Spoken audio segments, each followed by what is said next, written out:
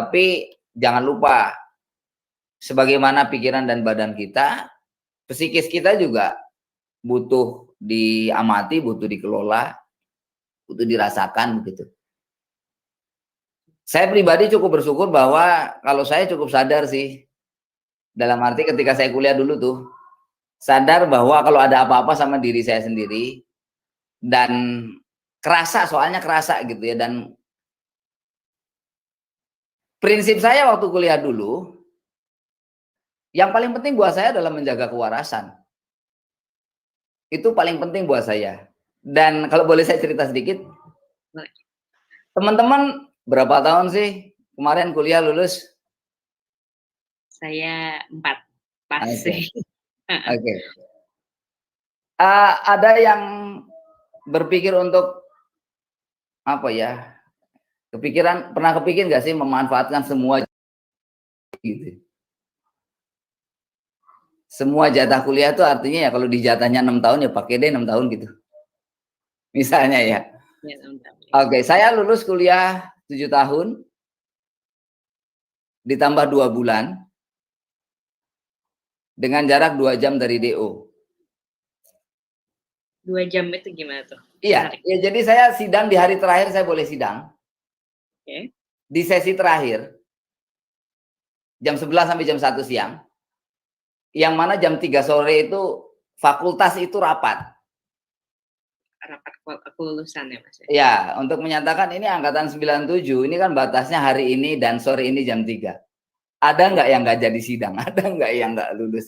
Nggak ada. Yang terakhir jurusan biologi. Udah selesai barusan jam 1. Seperti itu. Jadi ya lumayan lah. Boleh cukup bangga saya rekor 2 jam sebelum di DO. Jadi lulus SSI kan, namanya biologi kan SSI. Tapi saya langsung dapat PhD, Mbak.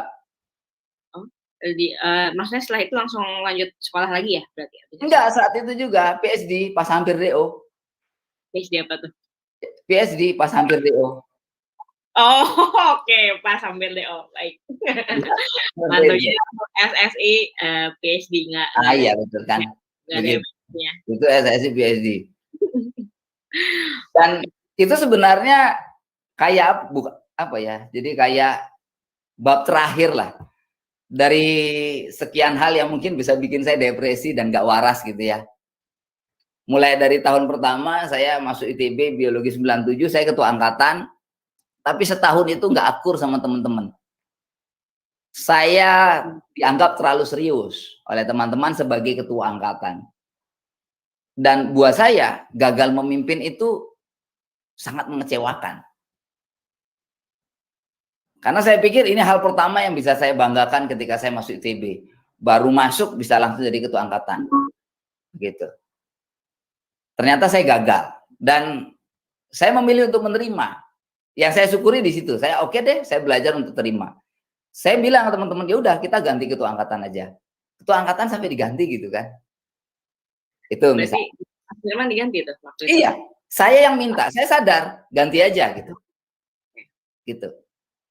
Saya minta diganti. Habis itu lanjutkan di tahun ketiga ada sebuah musibah terjadi.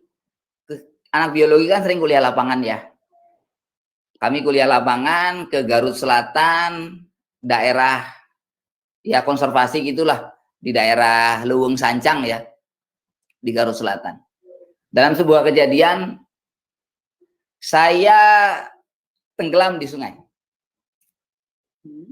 Saya tenggelam di sungai, hampir terbawa arus. Sahabat saya nolongin saya. Sahabat saya nolongin saya. Saya selamat, sahabat saya meninggal. Oke, jadi saya selamat, tapi sahabat saya yang nolongin saya justru meninggal. Justru akhirnya sahabat saya ini yang tenggelam. Dan oh ya jelas saya sangat merasa bersalah untuk sekian bulan lamanya. Begitu. Saya masuk ITB, tingkat 1 di jurusan biologi, itu saya masih di antara 5 yang terbaik di angkatan. Tapi dengan semua masalah yang ada, di situ saya mulai berpikir, Apa saya masih mau memaksakan diri harus jadi yang terbaik di angkatan? Di antara 5 orang itu kan yang terbaik ketika di awal-awal gitu. Tapi dengan banyaknya masalah saya nerima, oke. I will give time to myself to heal. Jadi ada hal yang secara sadar saya lepaskan agar saya bisa mempertahankan hal yang lebih penting. Makanya saya bilang mempertahankan kewarasan. Begitu ya. Jadi kadang-kadang kita perlu memilih. Seperti itu. Itu salah satu pengalaman saya dan ya itu bukan yang terakhir lah kira-kira. Ada yang lebih dalam lagi, ada hal-hal yang lebih dalam tuh misalnya terkait dengan teologis gitu kan, tentang ketuhanan dan lain sebagainya. Seperti itu. Jadi ya saya penuh-penuhin deh tuh 7 tahun di ITB gitu ya dengan banyak cerita. Dan belakangan saya sadar bahwa ini saya kayaknya emang disiapin bukan jadi saintis deh. Ya emang untuk begini-begini nih gitu. Seperti itu ya. Jadi nah yang saya sampaikan rekan-rekan, kadang ya kita punya rencana, Tuhan punya rencana gitu. Jadi ada hal-hal seperti itu terjadi. Mungkin kalau kita analogikan seperti orang sekarang bisnis ya. Ada pandemi ini, banyak bisnis terpukul. Pilihannya cuma 2. Menerima pandemi dan kemudian ya mungkin harus do something else. Atau keep denying bahwa ya emang pandemi ini udah mukul bisnis kita dan ya udah gitu.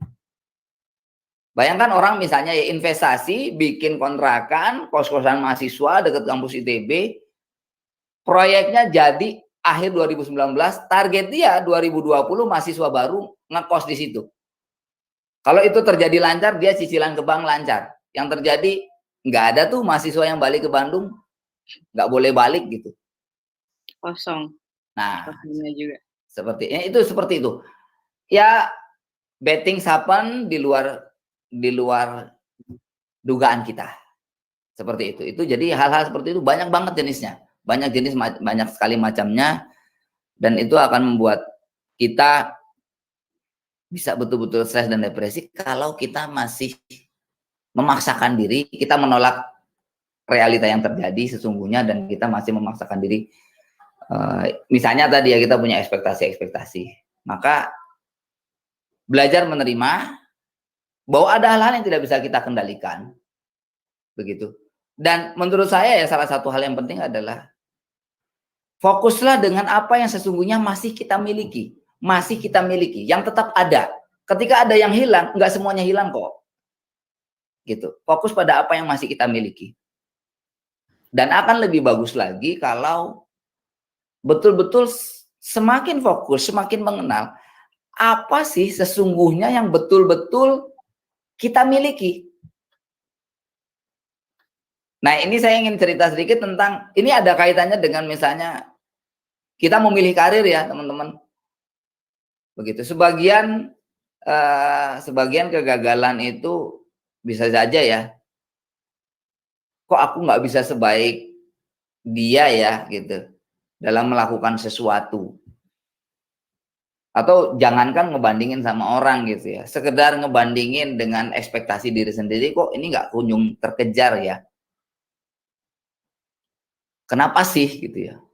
Bisa jadi memang sesederhana karena kita ngerjain sesuatu yang kayaknya bukan kerjaan kita gitu. Somehow nggak cocok aja gitu dengan diri kita apa adanya, cara kita berpikir, cara kita merasa, cara kita berperilaku. Saya kalau memaksakan diri, saya mesti lanjut S2 di biologi juga gitu ya. Saya pikir saya hanya akan semakin membohongi diri sendiri, semakin menipu diri karena saya sudah sadar ternyata saya bukan saintis. Beda dengan teman-teman saya yang emang gitu ya. Kayak teman seangkatan saya, Indra Prabowo, Indra Wibowo ya. Ya dia kaprodi di biologi gitu. Nggak tahu masih atau udah diganti, yang jelas sampai setahun 2 tahun yang lalu masih kaprodi Indra Wibowo itu. Kemudian ada teman saya, Sidrotun Naim, dia S2-nya 2 kali coba, iseng banget kan gitu. Aisyah. S2 di Australia, di Australia sekali, kemudian di US, di Tucson itu sekali lagi. Dan dua-duanya prestasinya luar biasa. Begitu. Kadang-kadang saya ngebayangin, ini kalau ada reuni ya, reuni angkatan gitu ya, gue datang nggak ya gitu. Itu kalau, dan ya, yang saya syukuri ya, 2017 ketika reuni ya 97, 2017, 20 tahun kan, itu reuni 20 tahunan, bisa aja saya males untuk datang kalau misalnya ya, di mata teman-teman saya nih, Firman kamu masih ngapain sih, nggak jelas gitu kan. Bisa saja loh, karena tahun 2012 atau 2011 lah, 10 tahun yang lalu gitu, orang masih ada yang bertanya-tanya, Man kamu tuh sibuk apa sih, nggak jelas gitu. Seperti itu ya. Jadi kalau udah dibandingin kayak gitu kan, nah ini reuni datang nggak ya gitu, malu kan kayak gitu. Itu sih, tapi alhamdulillah saya sadar saya siapa, bagaimana cara saya berpikir, berperilaku, dan bekerja, saya tepatnya untuk peran-peran apa, termasuk jadi misalnya nih ada teman-teman yang problemnya adalah, kok saya nggak perform ya di karir saya gitu. Deep inside, emang kayaknya nih kerjaan bukan saya. Tapi terus kalau saya ngerjain yang lain, gimana ceritanya tuh kemarin sarjana saya? Kan yang orang tahu dari saya adalah saya sarjana arsitek misalnya ya. Atau misalnya ada yang dari IF misalnya. Ada kok anak IF yang nggak suka coding sama sekali gitu. Ya walaupun nggak tahu juga, nah terus ngapain kemarin milih IF gitu. Susah Tapi padahal. ada aja yang begitu gitu. Terus gimana? Itu sih, jadi itu salah satu hal ya. Kalau kita betul-betul tahu kita itu siapa, itu yang kita punya. Kita bisa memilih ekspektasi yang tepat. Mungkin ke depannya, nggak mungkin juga kan hidup tanpa ekspektasi ya. Nggak mungkin juga kemudian kita, ya udahlah kita hidupnya, dalam tanda kutip ya, pasang standar rendah aja deh, biar nggak stres gitu kan. Jangan-jangan nanti stres juga gitu ujung-ujungnya. Gini-gini aja gitu. Boleh kok pasang ekspektasi yang tinggi. Ya, pasang ekspektasi yang tinggi boleh banget. Yang penting adalah pasang ekspektasi yang tepat dengan diri Anda. Ada kok yang namanya pemilihan yang tepat banget, itu ada, begitu ya. Kalau kita betul-betul kenal diri. Begitu. Itu penting banget. Contoh ya buat saya sendiri misalnya. Saya sudah sadar betul saya bukan orang yang cocok untuk kerja itu pakai jam kerja. Enggak cocok.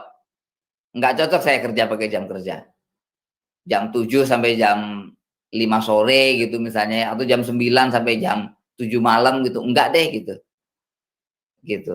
Itu udah sadar betul saya. Jadi semakin mengenal diri, semakin tahu kita memasukkan diri kita tuh ke urusan yang mana. Semakin tepat kita memilih urusan, semakin jauh kita dari hal-hal yang bisa bikin kita stres ya. Karena gini deh, mungkin terakhir dari saya ya, untuk saat ini, teman-teman tahu nggak sih apa sumber emosi positif kalian masing-masing? Emosi positif, gitu ya. Kalau saya bantu coba jawab ya. Ya, ya. Saya kan gue FSRD nih, tapi sekarang kan udah nggak gambar lah ya, maksudnya kerjanya. Ngegambar masih jadi energi positif saya sih. Akhirnya saya jawantahkan energi positif itu, jadinya saya tetap ada freelance, jadi saya jualan gambar. Jadi tapi lebih senang sih ngerjainnya, bukan jadi pekerjaan utama, lebih ke situ sih. Jadi saya nemuin itu di situ. Oke. Nah, itu penting tuh, tahu ya sumber emosi positif, energi positif, termasuk mesti sadar apa-apa yang men-trigger emosi negatif. Dan jadinya kita bisa meletakkan diri kita itu di kondisi yang lebih tepat. Ini namanya regulasi diri ya, self regulations gitu. Untuk bisa self regulations kita mesti self aware dulu. Self awareness, self acceptance baru self regulations. Repotnya kan kalau tadi balik lagi kita ngikutin anggapan-anggapan orang.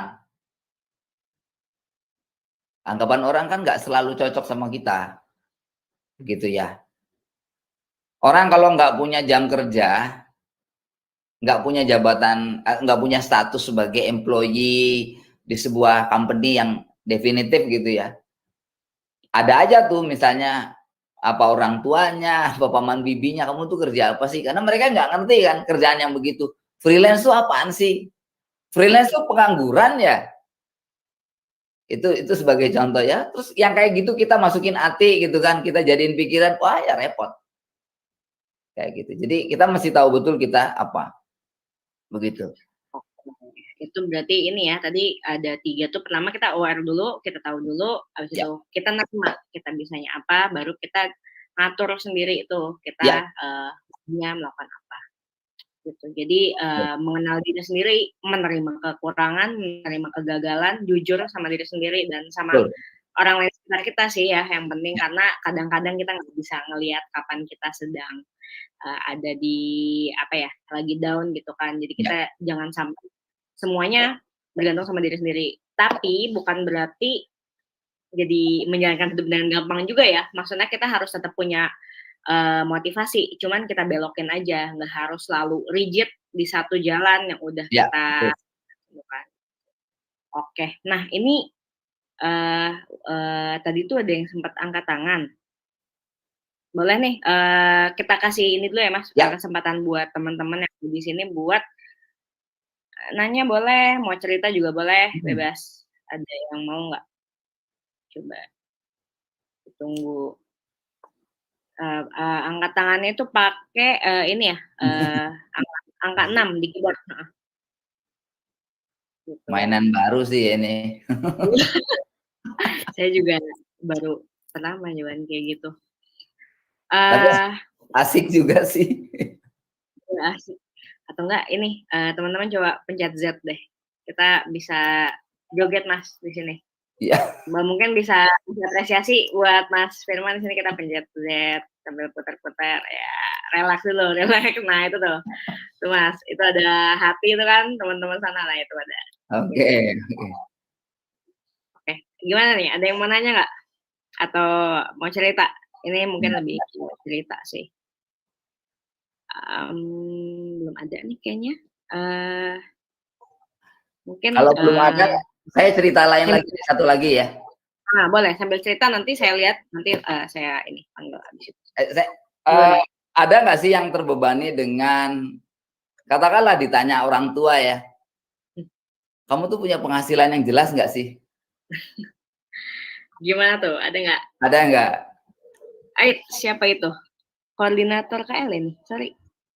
Betul tidak? Ya, betul, koordinator K3L, Pak Aban. Gimana tuh, boleh cerita dari pertanyaan Mas Firman tadi? Ayo, Pak Aban.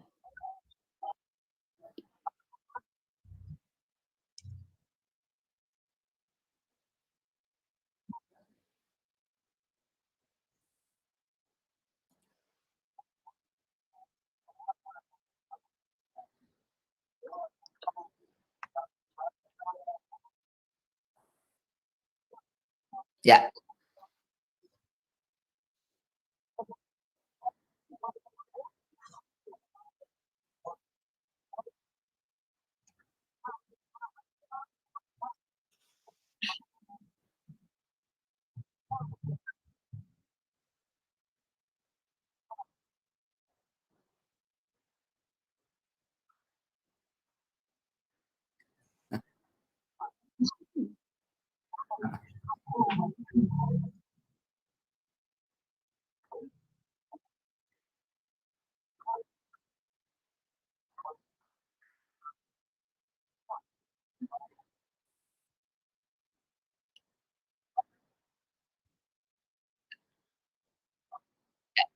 Iya, makasih ceritanya.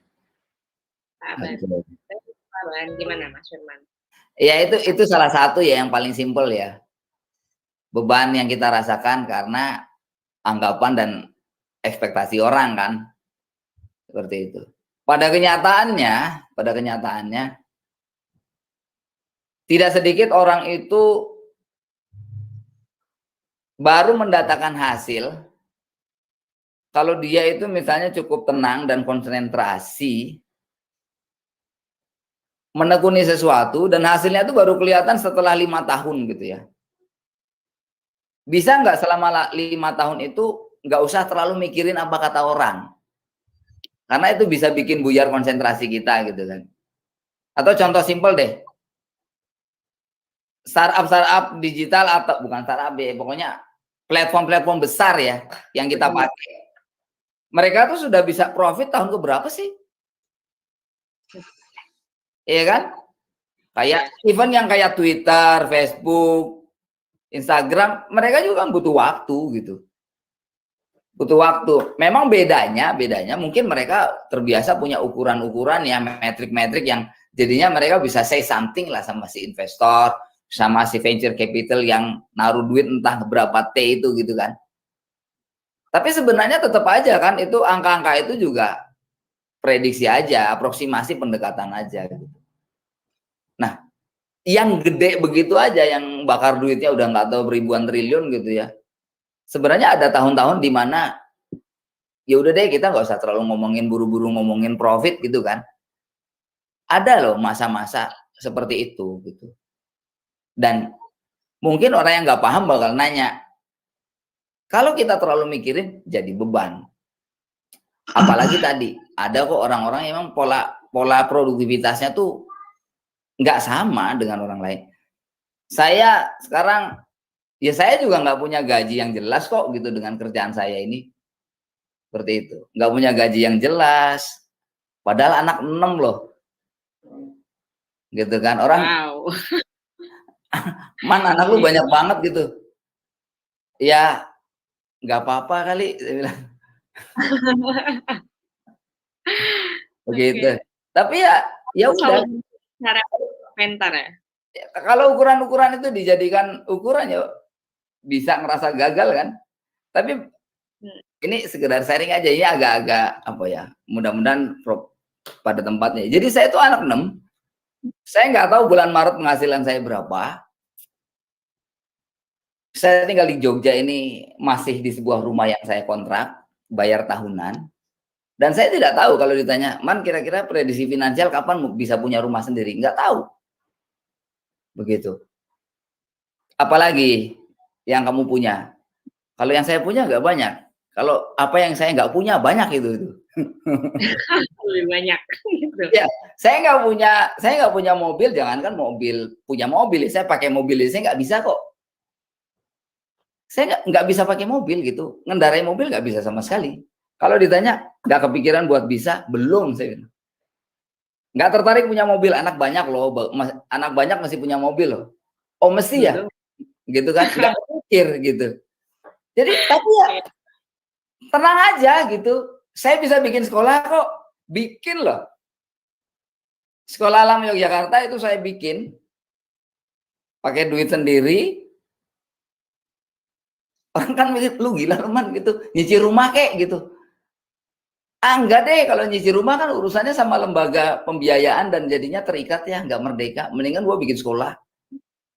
Dan sekolahnya juga ini sekolah yang nggak tahu deh, rada-rada ngawur juga sih. Sekolah nggak ada ijazah coba.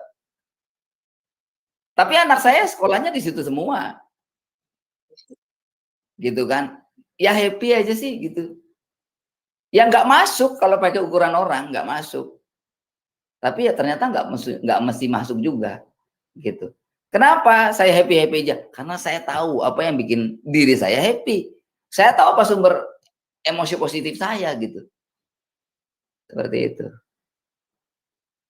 Saya Itu. butuh waktu sih untuk sampai ke sini ya. Jadi kalau diskusi sama saya 5 tahun yang lalu, ya wisis 5 tahun lalu pun udah 37 gitu. Saya kan 42 sekarang. Jadi 5 tahun yang lalu, saya belum bisa menceritakan sesuatu yang menunjukkan bahwa apa yang saya perjuangkan sejak lulus kuliah, Saya lulus kuliah 2004. Jadi 2004 ke sekarang kan 17 tahun ya. 17, 18. Begitu kan? Itu bayangkan memperjuangkan sesuatu. Saya yakin jalan saya kemana, 17 tahun lebih, sampai 12 tahun berjalan, belum ada hasil yang kelihatan jelas. People keep asking, and I just keep ignoring them, cuekin aja gitu. Tapi hari ini saya punya sekolah, di bidang saya boleh mengklaim one of the best di Indonesia. Seperti itu. Saya masuk Yogyakarta, baru setahun tahu-tahu dipercaya jadi ketua Ikatan Alumni Yogyakarta. Gitu ya. Saya yang tadinya mikir, nggak ada urusan lagi sama ITB, nggak apa-apa gitu. Tahu-tahu dipercaya gitu kan. Oh ya udah, emang jalannya gini kali gitu. Saya pikir begitu pandemi kan, kerjaan saya kan training, seminar. Aduh, training seminar. Lockdown begini, nggak bisa ngapa-ngapain. Duit gimana? Kalau bahasa halusnya ya, peduli teuing gitu kan. Itu bahasa halusnya ya. Peduli amat gitu. Ya. Tapi yang terjadi ternyata lebih mudah tuh. Dan yang saya syukuri, nggak sempat depresi, nggak sempat khawatir, nggak sempat gelisah urusan duit ketika pandemi datang. Itu buat saya blessing banget sih. Nggak sempet risau, sebentar pun nggak sempet. Tapi ini menarik ya Mas Firman. Maksudnya tadi kan Mas Firman sempat ada depresi waktu awal-awal kuliah ya. Ya. Dan depresi itu kan sebenarnya dia bisa aja datang kembali ya. Maksudnya walaupun kita udah keluar dari depresi itu bisa aja berulang. Nah, betul. Itu ada ininya nggak? Ada pengalamannya nggak di situ? Soalnya ya. Kalau ngeliat tadi, kalau dengar Mas Firman setelah depresi segala macam, sekarang udah nggak pernah depresi lagi karena udah nggak pernah mikirin. Nah, itu gimana? Ya, jadi tadi give time to yourself, beri waktu untuk dirimu sendiri untuk mengenali pikiran saya tuh gimana sih patternnya, emosi saya tuh gimana patternnya, apa yang nge-trigger untuk kemudian saya merasa tertekan, apa rilis saya tuh, rilisnya apa, kemudian zona tenang saya tuh yang mana sih, emosi positif saya sumbernya dari mana. Itu nggak ada orang lain yang bisa ngasih tahu itu ke kita. Cuma kita sendiri yang bisa nemuin itu. Apa yang kita butuhin supaya itu ketemu? Yang paling simpel adalah ya give time, beri waktu. Begitu, take a break gitu kan. Kalau kita butuh waktu untuk diri kita sendiri gitu. Nah, makanya ketika saya mulai sadar ini kayaknya saya mesti menyimpan deh hayalan saya lulus 4 tahun, cum laude. Karena begini, saya masuk biologi TB, itu saya ditanya orang, Man, kok milihnya biologi TB? Jurusan biologi paling jadi dosen gitu kan. Lapangan kerjanya sedikit, katanya begitu. Saya menjawab dengan simpel ketika itu ya. Kalau dari orang, maka satu orang itu saya. Jadi saya masuk biologi ITB dengan keyakinan seperti itu. Namun kan ternyata pada kenyataannya nggak seperti itu yang terjadi. Ya, saya akhirnya belajar menerima, butuh waktu sebenarnya. Semester 2 sudah mulai nih kayaknya nggak selancar yang saya harapkan. Semester 3 begitu, 4 gitu. Begitu 5, semester 5 yang ada kejadian musibah itu, udah deh saya makin yakin. Nggak deh, jalan ceritanya nggak akan seperti yang saya bayangin. Ya udah, saya mulai merestrukturisasi persepsi saya, rencana saya ubah. Jadi saya berusaha sesegera mungkin untuk menyadari dan menerima. Jalan ceritanya nggak akan seperti yang saya bayangkan. Dari situ saya saya akan memberi waktu kepada diri sendiri. Untuk paham gimana sih jadinya sebenarnya. Setelah saya tahu, oh begini dan begitu, saya memilih untuk berani. Rekan-rekan, saya pikir ini penting ya, butuh keberanian. Untuk memilih dan untuk declare. You have to declare kepada orang, inilah saya, inilah hidup saya. inilah jalan sukses saya, inilah cara sukses saya. Ada jalan sukses, ada cara sukses. Itu dua hal yang berbeda. Ada orang yang cara suksesnya adalah sebanyak mungkin berinovasi, lihat mana yang jadi gede. Ada yang cara suksesnya adalah saya hibernasi, saya kontemplasi, saya temukan satu inspirasi terbaik saya, jadikan karya. Hibernasinya 5 tahun misalnya, atau 5 bulan gitu ya. Atau ada yang, ya pokoknya saya keep helping people. Saya siap membantu orang, nanti eventually salah satunya itu jadi gede gitu ya. Cara sukses orang beda-beda. Jalannya pun beda-beda. Menjadi seorang saintis itu salah satu jalan sukses. Itu bukan jalan saya. Ternyata. Nah, saya menyadari itu, saya declare. Semakin mengenal diri, semakin berusaha menjadi diri sendiri, kita bisa menghindari wilayah-wilayah depresi tadi. Gitu ya. Karena triggernya kita sudah tidak bersama dengan trigger tadi lagi gitu. Karena bahkan trigger itu bisa trigger yang sifatnya fisikal loh ya. Ada orang-orang yang cukup sensitif dengan noise. Jadi kalau kerjanya di Jakarta itu nggak cocok. Ada yang seperti itu. As simple as that ya. Triggernya physical, auditory. Kerja di tempat bising, stres dia. Tapi kemudian dia misalnya dia nggak sadar gitu ya. Tahu-tahu kepala pusing, tahu-tahu gampang migrain. Ternyata ya gara-gara dia kerja di tempat yang bising. Ada loh orang-orang yang saking berdedikasi sama tugas, fokus sama tugasnya, dia kurang aware sama diri sendiri. Ada. Begitu. Orang-orang itu akan dikenal sebagai orang-orang yang sangat tekun, tapi tahu-tahu sakit. Gitu loh. Nah, tiap orang memang tipenya beda-beda gitu ya. Ada yang cukup sensitif, ada yang baal gitu ya. Gitu. Mati rasa gitu ya. Pekerja keras tapi mati rasa. Nah, ini mesti aware sih, kira-kira begitu ya. Ini levelnya ma'rifat katanya. udah transcendental. Kayak mungkin ini kebetulan waktunya sudah intik lagi, mungkin Ya. kita ulas dulu aja ya dari awal Ya, kita ya. juga. Jadi step pertama sih yang tadi kita bahas adalah ketika kita menerima kegagalan, ketika kita nggak berhasil, itu hal yang paling pertama yang harus kita lakukan adalah jujur sama diri sendiri. Jadi jangan sampai kita nolak gitu, kayak nggak kok, saya nggak gagal. Kita harus bilang, oh oke, saya gagal, jadi saya tahu sekarang saya ada di mana. Kita bisa menerima, terus mau nangis ya nangis, kayak jangan dengerin orang, kayak apalagi cowok kadang-kadang dibilang nggak boleh nangis. Jangan, kalau nangis aja, nangis tuh enak soalnya.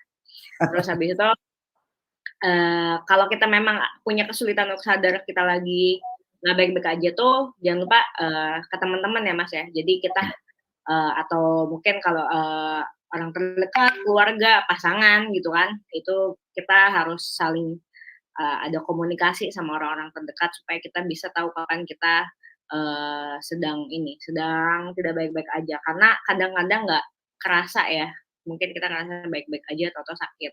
Karena kesehatan mental juga beberapa ada yang berhubungan sama fisik ya, maksudnya ada efeknya ke fisik, bisa jadi sakit atau mual segala macam gitu kan. Dan itu kalau perlu ke profesional ya udah ke profesional aja, nggak perlu malu gitu.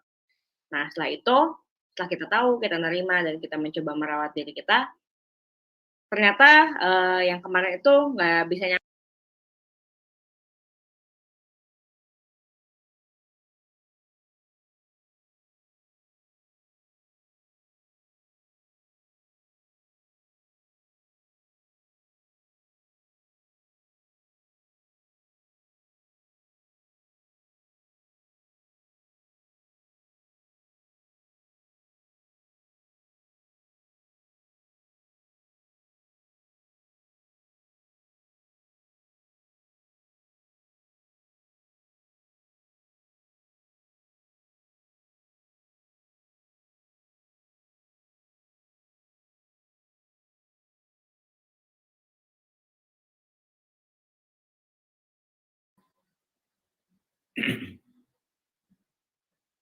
hilang ya.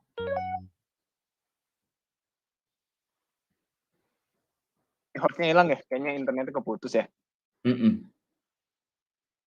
Tunggu sebentar. Oke.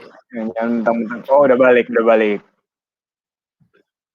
Sudah kembali lagi. Oke, sorry tadi agak dikit. Udah masuk kan ya sekarang? Nah, Ya. jadi saya dari desain dari seni rupa pindahnya saya di desain interior pindah ke akhirnya ke teknologi, udah nggak ngegambar sama sekali di pekerjaan saya. Dan itu tuh ternyata saya bisa mengerjakan pekerjaan ini dan ternyata saya menemukan kebahagiaan lah di sini, maksudnya saya ternyata saya bisa ya ngajain pekerjaan kayak gini gitu. Habis itu diatur ulang, cari potensi diri yang ada sekarang. Jangan cari dulu yang nggak ada ya Mas ya, kayak Ya betul banget, betul kalau banget. kita ngejar terus jadinya jadinya kita nggak ada arah gitu. Jadi kita yang sekarang aja dulu, yang sekarang kita bisa. Habis itu tapi setelah diubah mimpinya, bukan berarti kita nggak boleh jadi punya mimpi, bukan berarti kita jadi malas-malasan atau jadi nggak ada tujuan gitu. Itu Ya. cuman diubah aja gitu, diredefinisi. Mungkin kalau teman-teman di Holakeras ini udah familiar ya sama design thinking, block of creation, kita ngedefine ulang problemnya apa, nggak usah langsung dicari solusinya apa, kita cari masalahnya itu apa gitu. Oke, habis itu pertama tahapnya nih tadi ada 3 kalau dari Mas Firman, self awareness, jadi kita tahu dulu. Habis itu acceptance, kita terima, habis itu baru kita atur. Dan yaitu sih terakhir tadi, cari sumber kebahagiaan sendiri. Ya. Kita ya mungkin di kampus juga ada ketahuan, ada orang yang merasa punya IPK lebih dari 3,5 adalah kesuksesan. Ada orang yang ngerasa bisa jadi kahim adalah kesuksesan. Ada orang yang ngerasa dapat Ganesha Award yang disebutin pas ada mahasiswa baru itu kesuksesan. Ada orang yang ngerasa danusnya kejual, semua itu kesuksesan. Itu beda-beda banget. Dan kita nggak usah sama orang lain gitu. Kalaupun ditanya ke orang lain, biasanya sih yang saya tahu kadang-kadang orang tuh nanya, kamu kok belum kayak gini? Kamu kok nggak S2? Kamu kok kerjanya gini? Itu kadang-kadang proyeksi diri dia terhadap, jadi dia kayak sebenarnya dia yang ngerasa kayak gitu. Ya. Tapi dia kayak nanya kita, itu agak ini ya, agak apa namanya manipulatif juga ya. Kita jangan sampai kebawa sama orang lain. Pede. Yang pasti sih yang terakhir berani sama jujur ya. Berani sama jujur ini bukan berarti kita harus selalu kuat. Kita boleh aja kapan-kapan ya tambat seperti judulnya, kita boleh mengeluh, tapi kita harus bisa merancang ulang ide mimpi kita setelah itu. Gitu sih mungkin ya. Itu rangkumannya. Gimana Mas Yonan? Udah aman belum nih tadi rangkumannya? Mungkin kalau temen yang mau ini lagi tadi atau Ya. Aban nanti ada ini nggak tanggapan? Apa ini siapa ya? Dimsum dulu kali ya. Sorry Mas, ada ini. Ya. Dimsum ya. Coba boleh dimsum ke podium penanya. Yang boneka salju. Ya, silakan. Halo. Yuk. Boleh ya. Assalamualaikum Bang Firman. Waalaikumsalam. Sebenarnya yang saya mau nanya gini nih, ya kalau kita mau bisa lepas dari kekhawatiran akan diri kita, mau dibawa kemana gitu ya, kita kan mesti tahu potensi kita sebenarnya kayak gimana. Ada nggak sih caranya untuk bisa mengenali gitu, apa sih karakteristik kita, kelebihan kita, kurangan kita yang bisa kita optimalisasi. Ya. Kalau misalkan lewat fase normal kan mungkin kontemplasinya bisa kayak berapa tadi? 12 tahun ya? Kalau pakai fase normal kan kayak gitu. Kira-kira ada nggak sih metode yang bisa membuat kita lebih aware dengan lebih singkat? Ada kayak psikotes kah atau apakah gitu? Ya. Oke. Itu dulu sementara. Kita balik lagi. Oke, makasih. Teman-teman langsung ya. Lihat 3 hal ya. Lihat yang ada pada diri kita masing-masing dari perjalanan hidup kita masing-masing. Pertama, apa sih sifat yang paling menggambarkan diri kita ya, diri Anda. Jadi lihat sifatnya kita, termasuk nanya deh ke temen. Gitu deh. Kamu ingatnya tentang saya apa sih? Ya kalau teman-teman saya yang mengingat saya tadi salah satunya. Serius banget gitu ya. Ya iyalah hidup gitu, cuma sekali juga kan. Serius napa? Itu saya gitu. Begitu. Itu sifat. Habis itu coba lihat juga aktivitas ya. Aktivitas-aktivitas apa yang kalau kita ngerjainnya, kalau kita di tengah aktivitas itu tuh rasanya happy banget, bahagia banget. Dan ya aktivitas yang dimaksud ini adalah aktivitas-aktivitas yang produktif ya. Aktivitas-aktivitas yang positif lah. Yang bisa ada gunanya tuh. Aktivitasnya apa aja gitu. Dari pengalaman hidup kita selama ini dari kecil, sekolah, kemudian kuliah, habis lulus kuliah kerja kayak gitu. Di kehidupan pribadi, di kehidupan profesional, apa sih aktivitinya? Nah, kemudian yang ketiga, manfaat. Selama ini apa sih manfaat yang paling orang rasakan, yang paling orang tahu dari diri Anda? Begitu. 3 hal itu aja sebenarnya yang kita lihatin tuh. Dan kalau kita sudah tahu, oh ternyata sifat saya begini, aktivitas saya begini, manfaat saya ini. Sebenarnya biasanya tuh ada benang merahnya kok gitu. Antara sifat, aktivitas sama manfaat kita. Nah, ya itu mending diseriusin aja gitu. Itu dijadiin kerjaan gitu loh. Gampangannya begitu, sederhananya gitu. Sifat kita, aktivitas kita, produktivitas kita apa. Terlepas dari kita tuh kuliah apa. Terlepas dari kita tuh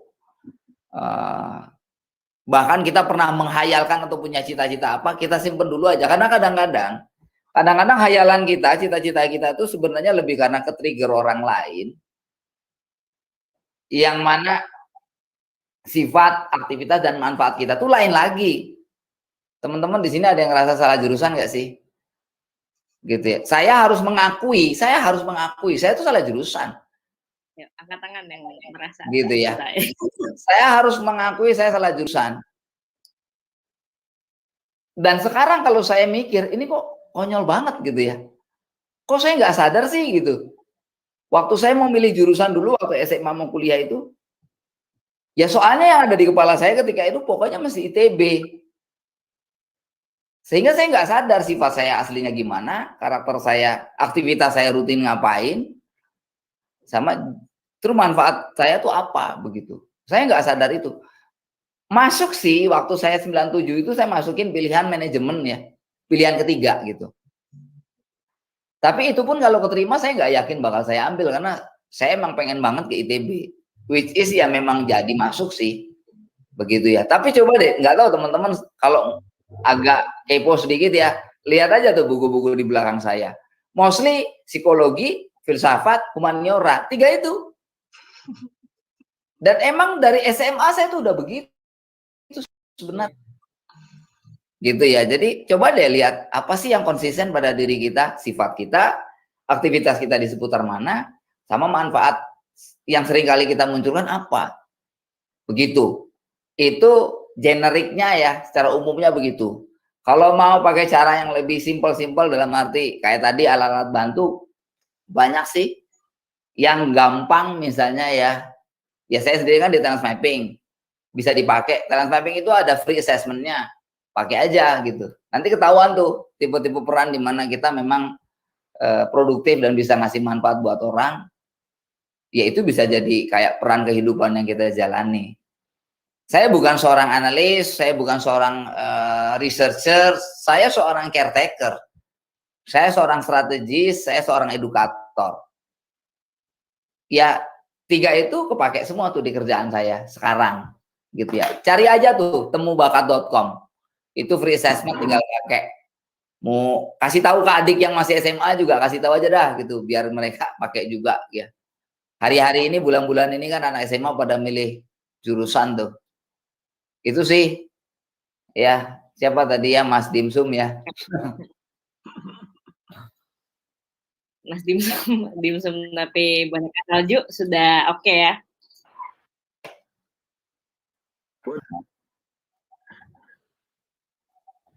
Halo. Ya. Ya. Makasih banget infonya Mas. Ya. Salam buat Helma ya. Tidak baik loh titip salam sama istri orang. Oh iya, kan saya bilang sama suaminya, maaf. Siap. Tapi ini Kalau saya bilang ada salam dari dimsum, ternyata ya sebutlah misalnya kita masak dan ternyata makanan kita enak, ya udah cobain aja gitu, Ya. jualan makanan gitu, nggak apa-apa gitu, betul. gitu kan. Ya. Nah, oke, tadi sorry Mas, temubakat.com ya? Ya. Nanti coba saya ketik di sini ya. Itu bisa dicobain langsung aja nanti mungkin sama teman-teman. Karena kita waktu itu bareng juga. Oke, jadi sekalian menutup kalau statementnya dari Mas Firman gimana terakhir? Oke. Ini Kalau gimana? dari saya mungkin ini tips terakhir ya untuk malam ini. Teman-teman, hidup kita naik turun ya. Jangan ngukurnya kejauhan. Sebenarnya ya, ada satu hal generik yang bisa bikin hidup kita tuh just fine every day. Kita punya, pertama, Anda rumusin deh, apa sih tugas hidup Anda yang paling basic. Habis ya, kalau Anda sudah rumuskan, kerjain itu. Misalnya, kalau saya batas minimal saya adalah sholat. Selama hari itu saya sholat, yang lain nggak saya kerjain boleh aja. Yang penting ya itu udah, gitu ya. Lagi pengen malas tiduran, bebas, sok aja. Yang penting pas waktunya sholat saya sholat. Itu ya. Kemudian yang kedua, keep doing something positive and productive. Sekecil apapun. Tidak ada sesuatu yang terlalu kecil untuk diremehkan. Jadi ketika 2011 saya shift geser. Saya berhenti dari guru. Tadinya kan saya guru, pernah jadi guru tuh di SMA Taruna Bakti Bandung, guru biologi. Saya shift, saya stop jadi guru karena saya mau jadi konselor. Itu jelas tuh. Di 2011 itu saya sudah firm, jelas banget saya mau jadi konselor. Tapi kan saya pasti cari jalan ya. Sementara nyari jalan belum ada jalan tuh saya ngapain? Saya lakukan apapun yang hari itu produktif. Termasuk tahun 2011 itu saya tinggalnya di Cisitu Indah. Apa yang saya kerjakan? Jadi tukang ojek. Dalam posisi sarjana ITB, udah punya istri. Belum ada Gojek juga ya waktu itu? Gojek dan Grab? Belum. Saya punya anak 2, gitu kan. Kalau makan gengsi, nggak bakal kenyang. Kerjain apa aja deh. Saya jadi tukang ojek, jadi kurir barang. Begitu ya. Sebelum ada Gojek gitu ya. Apapun. Teman saya mau ada acara bazar. Aku bantuin ya. Gitu. Dapat berapa nih bantuin 3 hari? Ya sehari 150. Ya 450 lumayan lah. Apa aja. Literally apa aja. Gitu. Tapi yang penting adalah ketika itu saya jadi bisa rileks, saya bisa mikir, bisa tenang, masih bisa senyum-senyum, ketawa-ketawa sama istri gitu kan. Saya kalau berkaca ke situasi saya, punya banyak alasan untuk merasa berada di level yang nggak level gitu ya.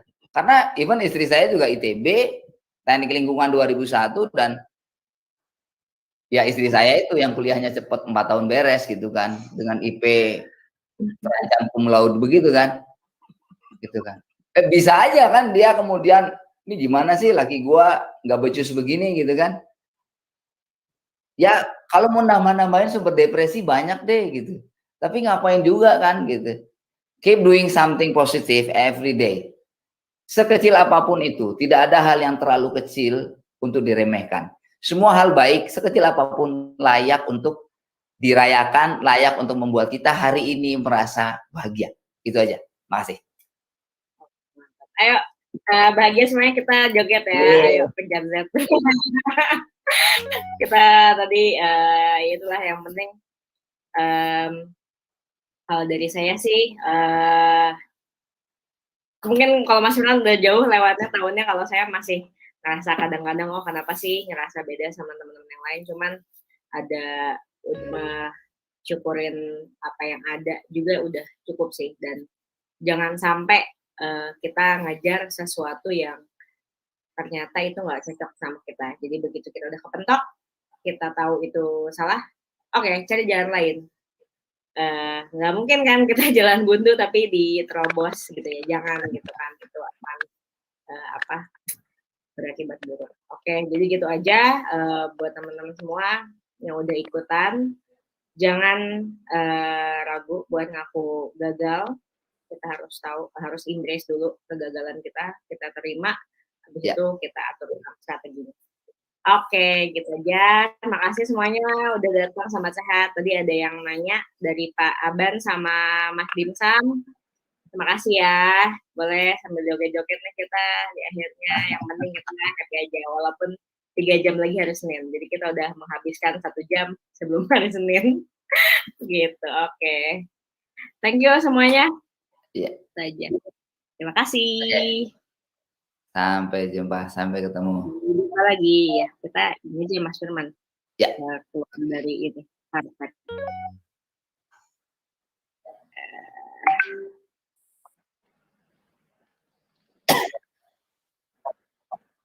Wah, sih. Ya, makasih ya single origin ya kayaknya nih.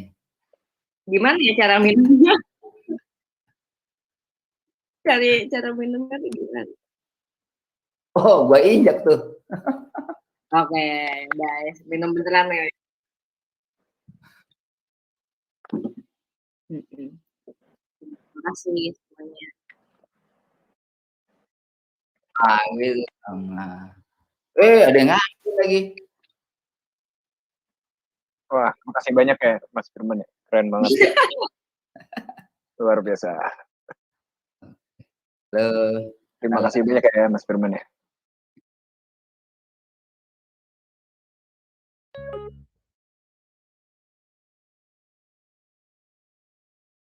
Yo. Bila mau cup.